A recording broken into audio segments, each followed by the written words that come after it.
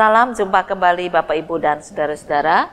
Hari ini kita sudah hampir mendekati akhir bulan ya, sudah tanggal 20 di bulan September. Tanpa terasa hari terus berlanjut dan kehidupan yang Tuhan anugerahkan pun terus berlanjut.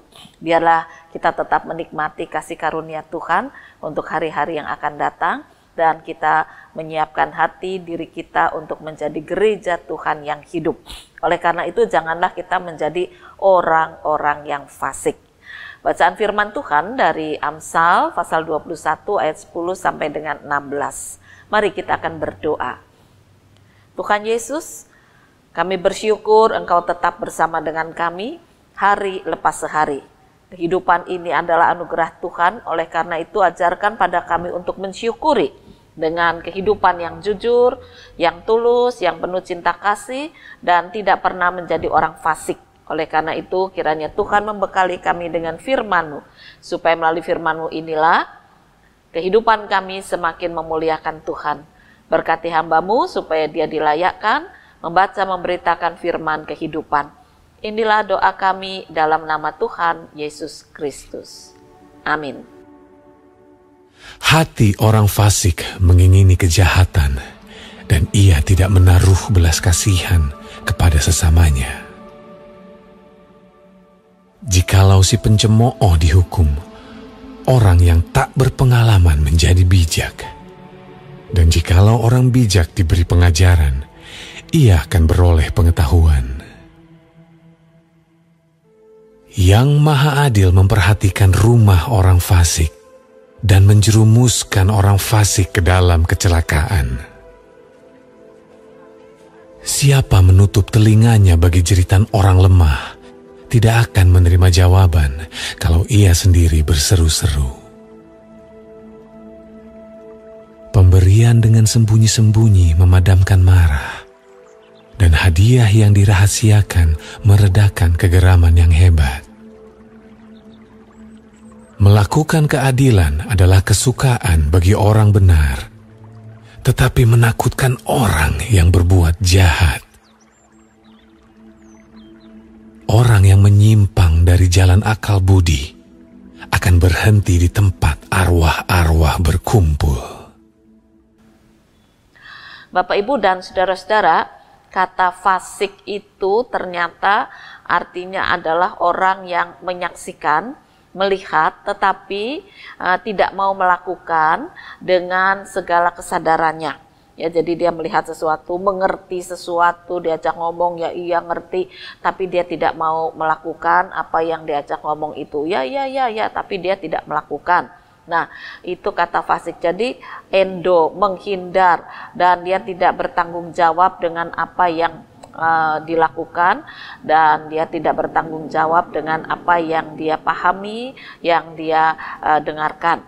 Itulah orang-orang fasik, yaitu orang yang tidak lagi concern, yang tidak serius dengan kehidupan imannya, termasuk di dalamnya orang fasik ya. Nah, firman Tuhan mengajarkan kepada kita, hati orang fasik mengingini kejahatan, dan ia tidak menaruh belas kasihan kepada sesamanya. Apa maksudnya? Maksudnya adalah orang-orang yang tahu perintah Tuhan tetapi tidak mau melakukannya, bahkan mengingini kejahatan ya. Jadi dia berbalik dari kebenaran firman yang dia dengar, dia saksikan, dia rasakan, tapi dia tidak menurutinya, namun berbalik untuk melakukan kejahatan-kejahatan. Itulah orang-orang fasik. Lalu orang fasik ini juga tidak punya belas kasihan, karena dia cuma memikirkan dirinya, egonya, lalu dia bisa melakukan kejahatan untuk kesenangan pribadinya.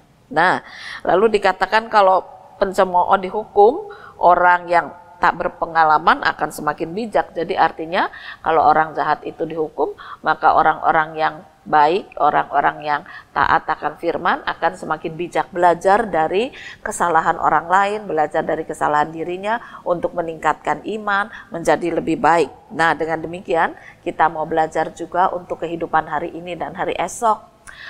Saya melihat peristiwa-peristiwa yang ditayangkan TV, channelnya apapun, selalu saja ada kejahatan-kejahatan ya. Ada anak kecil jalan, lalu dia main HP, tiba-tiba dari belakang datang sepeda motor yang mengambil HP-nya dengan paksa, anaknya jatuh, bisa terluka, ya ditinggal begitu saja. Lalu ketika tertangkap polisi, ya dia bilang saya menyesal, terpaksa polisi tanya, uangnya mana sudah kamu jual itu, sudah habis, buat apa? Buat judi, buat minum. Nah coba Anda bayangkan yang maksa dia tuh siapa? Selain dari kebodohannya, dari kuasa dosanya, dari kuasa kejahatannya, dia tidak sadar bahwa dia sudah dikuasai oleh kejahatan, oleh iblis yang mempengaruhi dia untuk melakukan segala cara, bahkan membunuh saja bisa, asalkan dia terpuaskan. Ya, ini orang fasik, ini orang bodoh, orang jahat gitu ya. Dia tahu kebenaran, tidak boleh ngambil barang orang lain, tidak boleh mabuk, tidak boleh mencuri, tidak boleh membunuh, tapi dia berbalik dari segala itu demi pemuasan hawa nafsu, kesenangannya pribadi. Ya. Nah, dikatakan oleh firman Tuhan, mari kita terus berjalan menghidupi hari lepas hari bukan sebagai orang fasik. Contohnya, Bapak Ibu dan saudara-saudara, mungkin Anda pernah dapat video ini atau pernah juga menyaksikan bagi Anda yang pernah ke Turki. Nah, peristiwa yang sangat menarik ini adalah kebiasaan orang-orang di Turki. Ada seorang bapak itu jual roti. Ya, di mejanya itu ada banyak tumpukan roti. Nah, memang rumahnya juga kecil, sederhana gitu ya. Tapi dia jual roti. Rotinya dipanggang agak kering sepertinya. Lalu di depan meja itu ada tiang yang menyangga rumahnya. Ya. Nah, di tiang itu digantungkan sebuah keranjang.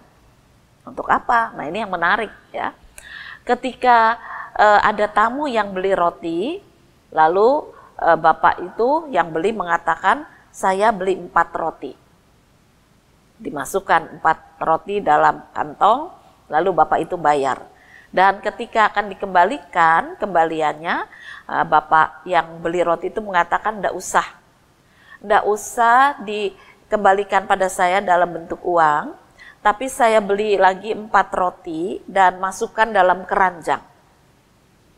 Oh ya baik, ya. Bapak yang jual itu mengatakan demikian. Ketika orang itu pergi, pembelinya pergi, bisa saja bapak itu tidak memasukkan 4 roti ke dalam keranjang. Tetapi dia mengatakan ini juga sudah dibeli, oleh karena itu saya harus masukkan roti ini ke dalam keranjang. Maka dimasukkanlah 4 keping roti ke dalam keranjang. Nah, untuk apa dan untuk siapa?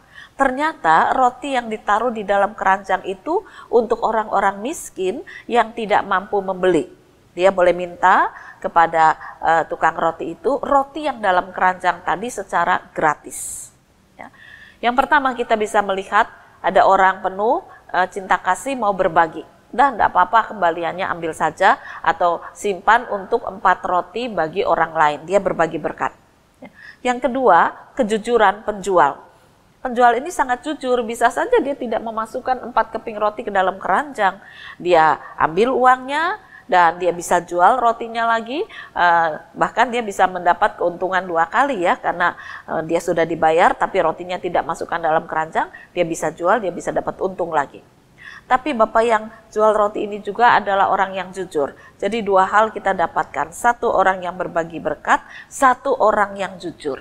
Ya, sangat menarik. Nah, kemudian tidak lama datang seorang ibu.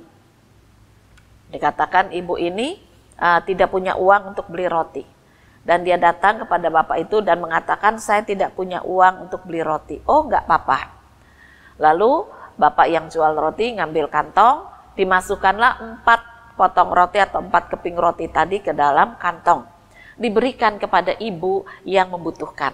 Nah, ibu itu berterima kasih dan dia berjalan sambil membuka tasnya. Loh, ada 4. Dia balik lagi, bilang, Pak, saya cuma butuh 2. Ya, ini kebanyakan buat saya. Biarlah yang 2 diambil oleh orang lain. Waduh, saya lihat adegan seperti itu kaget sekali ya. Karena ibu ini pun tidak mau memanfaatkan apa yang tidak menjadi miliknya. Dia kembalikan. Dan penjual roti itu mengatakan, baik kalau gitu saya kembalikan ke keranjang. Siapa tahu ada yang membutuhkan. Jadi di sini orang miskin sekalipun penuh belas kasih dan juga kejujuran. Ya. Nah, ini adalah contoh-contoh orang yang tidak fasik, orang yang penuh belas kasih, orang-orang yang memperhatikan kehidupan orang lain. Jadi dia tahu bahwa orang lain pun membutuhkan kehidupan seperti dirinya, dan dia tidak mau memanfaatkan untuk keuntungan dirinya sendiri. Nah, apalagi kita sebagai gereja Tuhan, orang-orang Kristen, kita harus mempunyai hati Kristus. Ya, hati yang penuh dengan belas kasih, juga kejujuran, juga membagi berkat, juga penuh dengan perhatian, dan itulah yang dimiliki oleh Kristus. Kristus memiliki hati yang kudus, yang suci, yang memberikan hidupnya untuk orang lain. Dan apakah itu ada di dalam diri kita sebagai gereja Tuhan yang hidup? Kita belajar, ya. Jangan jadi orang fasik, jangan jadi pencemooh. Sebab mereka tidak punya belas kasih, yang ada adalah kejahatan. Nah, di tengah kehidupan yang susah seperti ini, demo-demo mungkin masih akan ada, tetapi kita tidak perlu marah kepada pemerintah, karena kita harus menyadari seluruh dunia sekarang sedang krisis ekonomi. Ya. Pemerintah kita sudah berusaha sekuat tenaga untuk bagaimana mengayomi masyarakat. Memang akan ada yang dirugikan, ya, tetap ada. Orang-orang kaya rugi, apalagi orang yang tidak kaya. Ya. Jadi ada banyak demo itu karena mereka mengatakan kami ini sudah tidak kaya, lalu bagaimana kami bisa hidup? Nah, kenapa mereka harus sampai marah seperti itu? Karena mereka sepertinya tidak punya harapan. Sepertinya mereka melihat hari esok dengan gelap. Nah, oleh karena itu kita sebagai gereja Tuhan diingatkan untuk tidak menjadi pencemooh, untuk tidak menjadi orang fasik, tetapi orang yang berbagi berkat, orang yang jujur, orang yang perhatian. Itulah hidup di dalam Kristus. Hati Kristus ada dalam diri kita. Firman Tuhan ada dalam diri kita. Kehidupan seperti itu yang seharusnya kita lakukan. Ya. Tapi seringkali tidak bisa karena kita masih dikuasai dengan ego, ketakutan, kesombongan, kebimbangan. Ya kalau hari ini aku udah ambil untung sebanyak-banyaknya, bagaimana? Apakah hari esok dijamin aku masih bisa hidup, dijamin aku masih bisa dapat keuntungan? Itu ketakutan. Dan oleh karena itu dia akan ambil segala cara untuk menutupi ketakutannya. Diambil keuntungan hari ini sebanyak-banyaknya, apapun yang terjadi, apakah itu melanggar firman atau enggak, dia nggak peduli. Yang penting kan dia merasa aman. Kalau ditegur, ditanya, dinasihati, marah. Memangnya kamu mau jamin hidup saya? Anakku si cilik-cilik, anakku masih kecil-kecil. Siapa yang akan menjamin mereka? Ya, pemerintah tidak bisa diandalkan. Tuhan, ya Tuhan beri akal budi kok. Boleh kita ambil keuntungan hari ini sebesar-besarnya, atau besok juga belum tentu aku dapat untung. Ya. Jadi seolah-olah Tuhan itu merestui kejahatannya. Ini yang seringkali terjadi. Ketakutan karena tidak ada pertumbuhan iman. Ketakutan karena tidak ada kejujuran dan belas kasih. Jangan kita jadi orang fasik. Kita tahu perintah Tuhan untuk mengasihi sesama. Perintah baru itu mengajarkan kasihilah Tuhan dengan segenap hati dan kasihi sesama. Maka Tuhan akan memelihara hidup kita.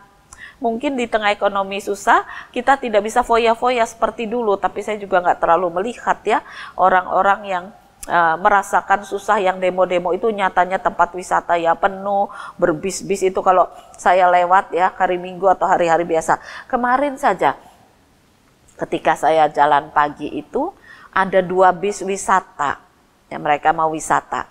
Berarti mereka tidak kekurangan bisa berwisata, padahal itu bukan hari Minggu. Apalagi kalau hari Minggu saya mau berangkat ke Baktian itu sepanjang jalan, aduh banyak sekali bis wisata. Nah, di kampung ini ada, di kampung itu ada yang 3 bis, ada yang 2 bis, yang 1 bis jarang sekali. Dan itu hampir tiap minggu. Artinya ya masih bisa loh orang menikmati kehidupan. Mengapa harus kemudian menjadi pencemooh? Mengapa kemudian harus menjadi orang fasik? Yang faktanya diketahui bahwa kebutuhan hidup naik, tapi kemudian dia berkeluh kesah, melakukan kejahatan demi untuk menyenangkan diri. Ya kalau aku enggak gini, enggak bisa ikut piknik. Nah, apa boleh buat? Aku jual barang yang jelek dengan harga yang mahal, orang lain rugi enggak apa-apa. Tapi aku masih punya keuntungan untuk piknik. Banyak sekali penjual seperti itu. Video-video ketidakjujuran, ya. Orang beli sayur udah milih ditimbang, nggak tahu dikreseknya diganti yang lain, diganti yang busuk. Nah, kalau ndak gini, ndak makan apa ndak piknik, ndak makan apa ndak bisa foya-foya, ndak makan apa ndak bisa jalan-jalan. Sesungguhnya kan tidak demikian, ada banyak ketidakjujuran, ada banyak kefasikan terjadi. Nah, kita diajarkan oleh firman Tuhan, jangan jadi orang fasik. Sebab itu tidak akan menguntungkan kehidupan kita. Sekarang kita bisa merasa senang dengan mengelabui orang lain, ya, dengan bersikap tidak jujur. Tetapi ingat, dosa kita ini sudah dihitung. Dosa kita ini sudah dihitung oleh Yang Maha Kuasa. Tuhan Yesus sudah tahu sikap hidup kita, hati kita. Maka firman Tuhan hari ini mengingatkan, mari kita kembali hidup seturut kehendak Tuhan, yaitu kita tahu firman-Nya, mengasihi Tuhan, mengasihi sesama. Berbuatlah demikian dengan kejujuran, dengan penuh perhatian, seperti Yesus memberikan perhatian kepada gerejanya. Milikilah hati Kristus, jangan cuma memiliki hati orang fasik, buang itu. Yesus sudah memberikan kepada kita kehidupan baru, hati yang baru, hidup yang baru, hati Kristus. Hendaknya menjadi bagian dari kehidupan kita sekarang dan di masa depan. Nah, oleh karena itu biar firman Tuhan ini menolong kita untuk meninggalkan kefasikan dan tetap memiliki hidup dengan hati Kristus. Selamat berkarya, Tuhan memberkati firman-Nya. Amin. Mari kita bersama-sama berdoa. Ajarkan pada kami memiliki hati Kristus dalam kehidupan kami waktu demi waktu, supaya perjalanan waktu yang berat ini akan kami lalui dengan keringanan, supaya perjalanan hidup anugerah Tuhan yang penuh dengan tantangan ini akan kami jalani dengan kekuatan baru setiap waktu. Kejujuran, cinta kasih, perhatian, kebaikan akan tetap menjadi bagian dari kehidupan gereja Tuhan. Dan dengan demikian, kesaksian kami ini akan membuat banyak orang melihat Kristus yang hidup dalam diri kami. Berkaryalah ya Tuhan. Inilah doa kami dalam nama Tuhan Yesus Kristus. Amin.